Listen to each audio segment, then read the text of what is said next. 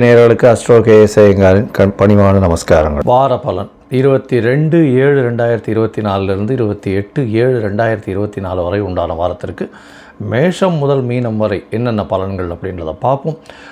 முதல்ல இந்த வாரத்தினுடைய கோல்சாரம் என்ன, இந்த வாரத்தில் வரக்கூடிய விசேஷங்கள் என்னென்ன, இந்த வாரத்தில் எந்தெந்த ராசிக்காரர்களுக்கு சந்திராஷ்டமம், இந்த மூன்றுத்தையும் பார்ப்போம்.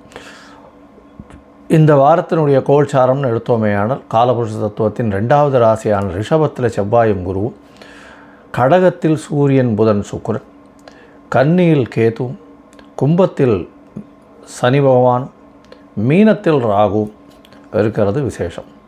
இந்த வாரத்தில் சந்திர பகவான் ஸ்ரவண நட்சத்திரம், அதாவது 22ஆம் தேதி ஸ்ரவண நட்சத்திரத்தில் இருக்கார். அதிலிருந்து பரணி நட்சத்திரம் வரலும் போகிறார். ஸ்ரவண நட்சத்திரம் மகர ராசியில் இருக்குது, பரணி நட்சத்திரம் மேஷ ராசியில். அதனால் மகரம், கும்பம், மீனம், மேஷம் 4 ராசிகள் போகிறார். இந்த வாரத்தில் வர்ற விசேஷ நாட்கள் அப்படின்னு பார்க்கும்போது 22ஆம் தேதி ஸ்ரவண விரதம் வைணவர்களுக்கு மிகவும் ஏற்றமானது. அதாவது அந்த காலகட்டத்தில் எதுவும், அதாவது உபவாசம் இருக்கிறது விசேஷம், எதுவும் சாப்பிடாமல் இருக்கிறது விசேஷம். அன்றைக்கி சொஜ்ஜி சாப்பிட்றா. நார்மலி வயசானவா, அதாவது உடல் நலம் கருதி அவங்க சொஜ்ஜி இனிப்பு பதார்த்தங்கள் சாப்பிடுவா. காரம், உப்பு, புளிப்பு இது சேர்த்துக்கிறது இல்லை. இது வைணவர்களுக்கு ஒரு மிகவும் விசேஷமான நாள். ஸ்ரவண விரதம். திருவோணம் அப்படின்றது 2 நட்சத்திரங்களுக்கு மட்டும்தான் திருன்ற அடைமொழி உண்டு. ஒன்று திரு ஆதிரை, இன்னொன்று திரு ஓணம். சிறு ஆதிரை சிவபெருமானுக்கு ஒரு பெரிய ஏற்றத்தை கொடுக்கக்கூடிய நட்சத்திரம். திருவோணம் பெருமாளுக்கு உண்டான நட்சத்திரம்னு சொல்லக்கூடியது. இந்த வாரம் பார்த்தாலேயானால் 23ஆம் தேதி ஸ்ரீ காஞ்சி காமகோடிபுரம் ஸ்ரீ ஜெயேந்திர சரஸ்வதி சுவாமிகளுடைய ஜெயந்தி வருது. 23/7/2024 அன்றைக்கி. 24ஆம் தேதி சங்கடஹர சதுர்த்தி. சங்கடஹர சதுர்த்தி அப்படின்னும் போது பௌர்ணமியிலேருந்து தேய்பிறை சதுர்த்தி.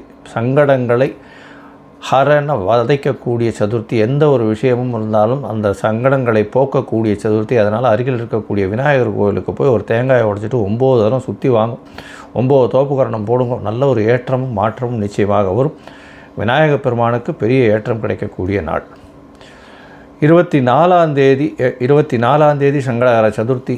26ஆம் தேதி அவமாகம் அப்படின்னு போட்டிருக்கும். அவமாகம்னா ஒரு திதியோ நட்சத்திரமோ யோகமோ, 3 திதியோ நட்சத்திரமோ யோகமோ ஒரே நாளில் வர்றதை அவமாகம்னு சொல்கிறோம். இது விசேஷங்கள் பண்ணக்கூடிய நாள் கிடையாது. அதாவது பொதுவாகவே இது ஆடி மாதம்ன்றதுனால வீட்டு விசேஷங்கள் அதுவாக இருக்காது. இருந்தாலும் விசேஷங்கள் எடுத்து பண்ணுறது நல்லதில்லை.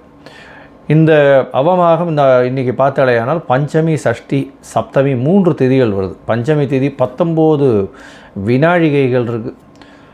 சஷ்டி தீதி பார்த்தோன்னா ஒரு 56-57 நாழிகை இருக்குது. அதாவது இன்றைக்கி நாள் பிறந்ததுலேருந்து 26ஆம் தேதி நாள் பிறந்ததுலேருந்து சூரிய உதயமானதுலேருந்து 19 வினாழிகை பஞ்சமி திதியும், அதிலிருந்து 55 நாழிகை 56 நாழிகை சஷ்டி திதியும், அதற்கு பிறகு சப்தமி திதியும். அதாவது அடுத்த நாள் காலத்தில் பார்த்தோன்னா சப்தமி திதி உதிச்சிரும். 3 திதிகள் வந்ததாக கணக்கு வரும் இந்த நாளில்.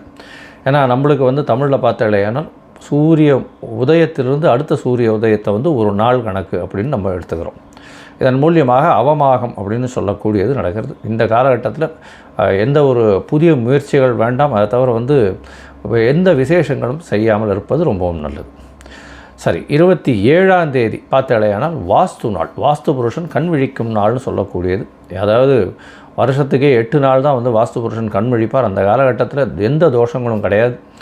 அதாவது திதி, வாரம், நட்சத்திரம், அதாவது அஷ்டமி, நவமி, திதின்றது வாரம்னு சொல்லக்கூடியது. செவ்வாய், வெள்ளி, அந்த செவ்வாய், சனி இந்த மாதிரியான நாட்களும் சரி. நட்சத்திரங்கள்னு சொல்லக்கூடியது எந்த ஒரு நட்சத்திரமாக இருந்தாலும் பெண் நட்சத்திரத்துக்கு நல்லா இல்லை, ஆண் நட்சத்திரத்துக்கு நல்லா இல்லை, இந்த மாதிரியெல்லாம் பார்க்கவே வேண்டாம்.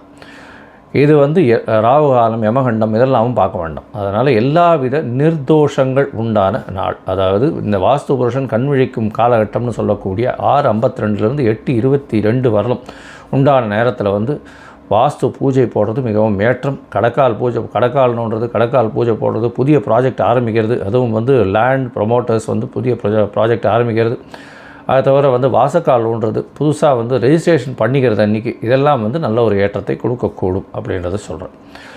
இதில் வந்து இந்த வாஸ்து புருஷன் கண்விழிக்கும் டைமை வந்து 5ஆக பிரிச்சிருக்கா. ஒன்று வாஸ்து புருஷன் கண் விழித்து அவருடைய முகம் கழுவக்கூடிய நேரம், அதற்கு பிறகு குளிக்கக்கூடிய நேரம் ஒரு 18 நிமிஷம், அதற்கு பிறகு வந்து சாமிக்கு பண்ணக்கூடிய பூஜை நேரம் ஒரு 18 நிமிஷம், அதற்கு பிறகு பார்த்தாலேயானால் அவர் வந்து சாப்பிடக்கூடிய நேரம் அது வந்து ஒரு 18, போஜனம் செய்யும் நேரம் ஒரு 18 நிமிஷம், அதற்கு பிறகு தாம்பூலமிடும் நேரம் ஒரு 18 நிமிஷம். ஸோ இந்த தாம்பூலமிடும் நேரமும் போஜனம் செய்யும் நேரமான கடைசி 36 நிமிஷம், அதாவது 8:22 - 36 நிமிஷம், அந்த காலகட்டத்தில் பார்த்தேலையானால் உங்களுக்கு எல்லா விதமான ஏற்றங்களும் உண்டு. அந்த நேரத்தில் ஆரம்பிக்கிறது ரொம்பவும் விசேஷம் அப்படின்றத சொல்கிறோம். சரி, இந்த வாரம் எந்தெந்த ராசிக்காரர்களுக்கு சந்திராஷ்டமம் அப்படின்னு பார்க்கும்பொழுது மிதுனம், கடகம், சிம்மம், கன்னி இந்த 4 ராசிக்காரர்களுக்கு சந்திராஷ்டமம். சந்திராஷ்டமம்னா உங்களுடைய ராசிக்கு 8ஆம் இடத்துல சந்திர பகவான் மறையக்கூடிய காலகட்டம், அதாவது 8ஆம் இடத்துல கோச்சார சந்திரன் வந்து 8ஆம் இடத்துல மறையக்கூடிய காலகட்டம். அதனால் மயங்கக்கூடும், தவறான முடிவுகள் எடுக்கக்கூடிய காலகட்டம். புதிய முயற்சி வேண்டாம், வெளியூர் வெளிமாநில பிரயாணம் வேண்டாம். இந்த வாரம் வந்து சந்திராஷ்டம காலம் வர்றதுனால அருகில் இருக்கக்கூடிய விநாயக பெருமானுக்கு வந்து உங்களால் முடிஞ்ச அளவுக்கு ஒரு 2-3 குடம் தண்ணியாவது கொண்டு போய் கொடுத்துட்டு வாங்க, கொடுத்துட்டு அபிஷேகத்தை கொடுத்துட்டு வாங்க. ஏன்னா சதுர்த்தி வேறு வருது. அதனால் ஒரு நல்ல ஏற்றமும் மாற்றமும் நிச்சயமாக வரும். இந்த சங்கடகர சதுர்த்தியில் பண்ணுறதுனால சந்திராஷ்டமத்தின் தாக்கம் நிச்சயமாக குறையும். உங்களுக்கு என்னுடைய அஸ்ட்ராலஜிக்கல் கன்சல்ட் வேணும் என்கிட்ட அப்படின்னா நீங்கள் என்னுடைய கீழே என்னுடைய மொபைல் நம்பர் ஸ்க்ராலிங்கில் போயின்னு இருக்கோம். உங்களுக்கு அஸ்ட்ராலஜிக்கல் கன்சல்ட் தேவைப்பட்டால் எனக்கு காண்டாக்ட் பண்ணுங்க.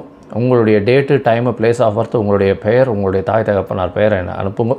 என்னுடைய கட்டணம் என்னென்னு சொல்கிறேன். அதற்கு பிறகு உங்களுக்கு வந்து அப்பாயின்மெண்ட்டு கொடுக்குறேன். உங்களுடைய ஜாதகத்தை போட்டு அதில் சந்தி இருக்கான்னு பார்க்குறேன். அதாவது நட்சத்திர சந்தி, பாத சந்தி, லக்ன சந்தி, அதாவது ஒரு நட்சத்திரத்தில் வந்து பாதங்கள் மாறி இருக்கும், ஒரு ராசியிலிருந்து அடுத்த ராசியில் இருக்கும். இந்த மாதிரியான நிறைய பிரச்சனைகள் இருக்குது. என்கிட்ட வர்ற நிறைய ஜாதகத்தில் அந்த மாதிரி இருக்குது. அதனால் அதை முதல்ல பார்த்துட்டு அதற்கு பிறகு உங்களுடைய ஜாதகத்தை போட்டுட்டு அப்பாயின்மெண்ட் தரேன். ஒரு 2-3 டேஸில் உங்களுக்கு வந்து அப்பாயின்மெண்ட் தரேன்.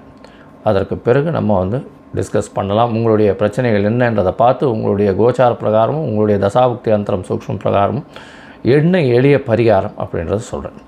இப்போது மேஷம் முதல் மீனம் வரை 22/7/2024 28/7/2024 வரை உண்டான நாட்களில் என்னென்ன பலன் அப்படின்றத பார்க்கலாம். விருச்சிகம், விசாகம், அனுஷம், கேட்டை இந்த 3 நட்சத்திரம் 9 பாதங்களை கொண்ட ராசி. ராசியின் அதிபதினு சொல்லக்கூடிய செவ்வாய் பகவான் ராசிக்கு சமசப்தமத்தில் இருக்கிறது பெரிய விசேஷம்.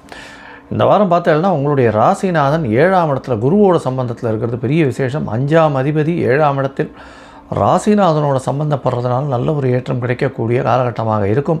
உங்களுக்கு புதிய பதவி, புகழ், அந்தஸ்து, கௌரவம்லாம் வரக்கூடிய வாய்ப்புகள் நிச்சயமாக உண்டு.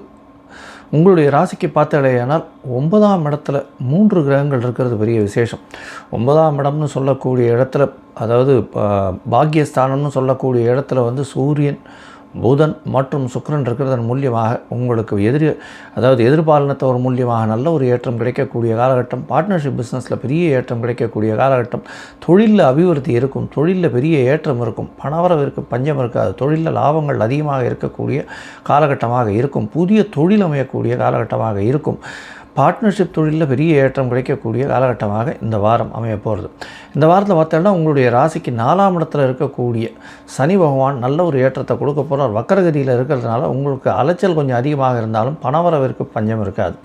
உடல்நிலையில் நல்ல ஏற்றம் இருக்கும். குரு பகவான் உங்களுடைய ராசியிலேயே பார்க்கறதுனால உடல்நிலையில் நல்ல ஒரு ஏற்றம் கிடைக்கக்கூடிய காலகட்டமாக அமைய போகிறது. உங்களுடைய ராசிக்கு 11ஆம் இடத்தை குரு பகவான் பார்க்குற லாபஸ்தானத்தை பார்க்கறதுனால எதை தொட்டாலும் வெற்றியும் லாபமும் வரக்கூடிய வாய்ப்புகள் நிச்சயமாக உண்டு. உங்களுடைய ராசிக்கு 5ஆம் இடத்தில் இருக்கக்கூடிய ராகு சிறு சிறு பிரச்சனைகளை ஏற்படுத்துவார். குழந்தைகள் மூலியமாக இருந்தாலும் வெற்றியை கொண்டு வந்து கொடுக்கக்கூடிய வாய்ப்புகள் உண்டு. புதிய பதவி, புகழ், அந்தஸ்து, கௌரவம்லாம் வரக்கூடிய வாய்ப்புகள் நிச்சயமாக உண்டு. குழந்தைகள் மூலியமாக சிறு செட்பேக் இருந்தாலும் அது நாளடைவில் நல்லபடியாக போகக்கூடிய வாய்ப்புகள் நிச்சயமாக உண்டு. இந்த வாரம் பார்த்தோம்னா 22/7/2024 28/7/2024 வரை உண்டான வாரத்தில் சந்திர பகவான் உங்களுடைய ராசிக்கு 3ஆம் இடத்துல இந்த வார்த்தை ஆரம்பிக்கிறார். 9ஆம் அதிபதி 3ஆம் இடத்துல இருக்கார். அது ஒரு பெரிய ஏற்றத்தை கொடுக்க போகிற முயற்சிகள் அனைத்தும் வெற்றி பெறும். உங்களுடைய முயற்சியின் மூலியமாக படிக்கக்கூடிய மாணவர்கள் வெளியூர் வெளிமாநிலம் சென்று படிக்கக்கூடிய பாக்கியம் நிச்சயமாக உண்டு. ஏன்னா 3 கிரகங்கள் 9ஆம் இடத்துல இருக்கிறதுனால கண்டிப்பாக வெளியூர் வெளிமாநிலம் சென்று அதாவது போஸ்ட் கிராஜுவேஷன் பண்ணக்கூடிய வாய்ப்புகள் நிச்சயமாக உண்டு. கடல் கடந்து போகக்கூடிய வாய்ப்புகள் நிச்சயமாக இருக்கும். உங்களுடைய ராசிக்கு பார்த்தாலேயானால் 23ஆம் தேதி மதியம் ஒரு 12:30 மணி வரலும் இருக்கக்கூடிய சந்திர பகவான் 4ஆம் இடத்துக்கு போகிறார். 4ஆம் இடத்துல 5ஆம் தேதி 25ஆம் தேதி மாலை ஒரு 3:30 மணி வரலும் இருக்கக்கூடிய காலகட்டமாக இருக்குது. 4ஆம் இடத்துல கேந்திரம் பெற்று திக்பலம் பெறுறதுனால பெரிய ஏற்றத்தை கொடுக்கக்கூடிய காலகட்டமாக இருக்கும். தாயின் உடல்நிலையில் சற்று பின்னடைவு இருக்கக்கூடிய காலகட்டமாக இருக்கும். கொஞ்சம் அலைச்சல் அதிகமாக இருக்கக்கூடிய காலகட்டமாக அமைய போகிறது. படிக்கக்கூடிய மாணவர்கள் ஒரு தடவைக்கு 10 தடவை படிக்கிறது நல்லது. ஏன்னா மறதி வரக்கூடிய வாய்ப்புகள் நிச்சயமாக உண்டு. உங்களுடைய ராசிக்கு 5ஆம் இடத்துல சந்திர பகவான் போகிறார். இது 25ஆம் தேதி மாலை ஒரு 3 மணியிலிருந்து 27ஆம் தேதி மாலை ஒரு 5 மணி வரலும் இருக்கக்கூடிய காலகட்டமாக அமைய போகிறது. இந்த காலகட்டத்தில் பார்த்தாலேனால் ராகுவோடு சந்திரன் சம்பந்தமாக இருக்கக்கூடிய காலகட்டமாக இருக்குது.